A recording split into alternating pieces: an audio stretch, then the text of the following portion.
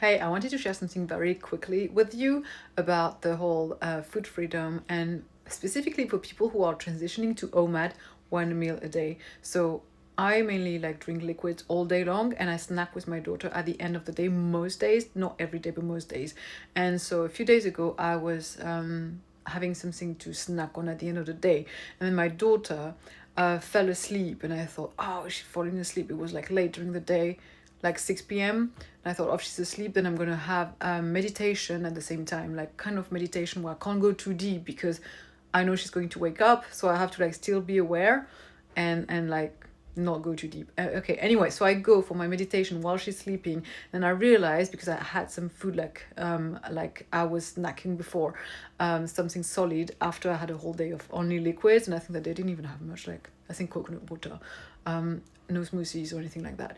And so I was laying down. Like normally I don't lay down straight after eating. I normally go out. I go to my piece of land. I go with my daughter. We like run, move, walk, play with the chickens, and then later on we come back home, and then that's when I go to bed because like 10 p.m.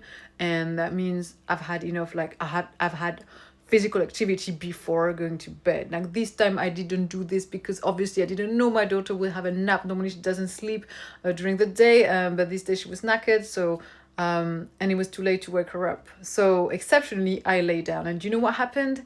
Something that doesn't happen when you have so many meals a day, like 2, 3, or you snack throughout the day, which is what I was doing before I went on to liquids. And then I realized I started to close my eyes, laying down, and I felt like those shapes of light like going really fast and different lights, and kind of like even my pineal gland really opening and feeling like really activated, my third eye area opening, all this stuff. Like I feel like I had an actual spiritual experience, as in normally that wouldn't happen because normally I don't eat before I meditate like that, and this time it really happened so deep. And I couldn't really go further into like OBE or anything like that because I couldn't really go further into that type of altered state of consciousness because I had to stay awake for my daughter in case she was waking up anytime.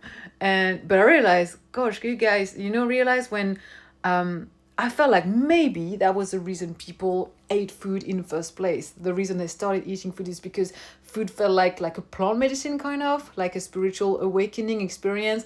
Like when you don't eat much, the little food that you're going to have is going to lead you to maybe potentially have an actual spiritual experience. Whereas when you eat on a regular basis, your body is so numbed down, your mind, your body, your emotion are so numbed down that you don't have that feeling and that state anymore.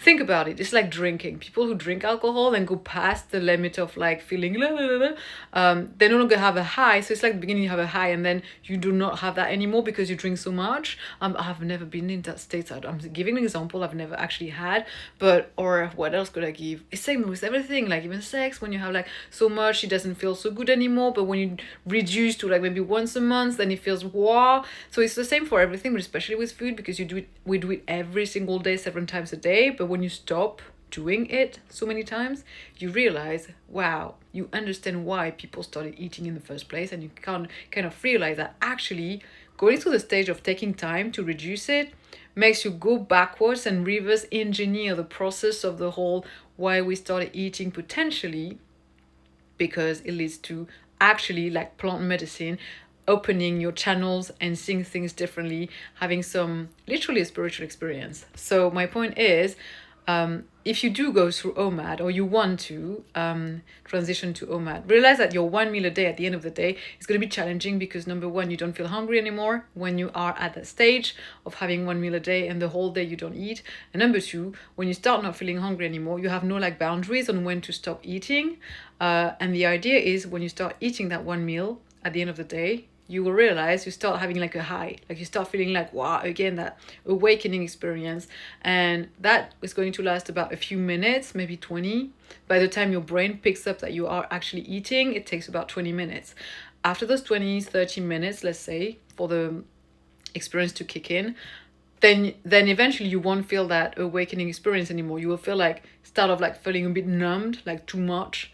Kind of like if you drink and you start feeling like too like, that state, that's when you should stop, okay, in case you wonder, and then just drink and walk, go out, do something. Or if you want to try, attempt that, lay down and meditate. I know it sounds like completely in contradiction with what some people say, don't meditate after eating, but if you only eat 1 meal a day or less, you might as well.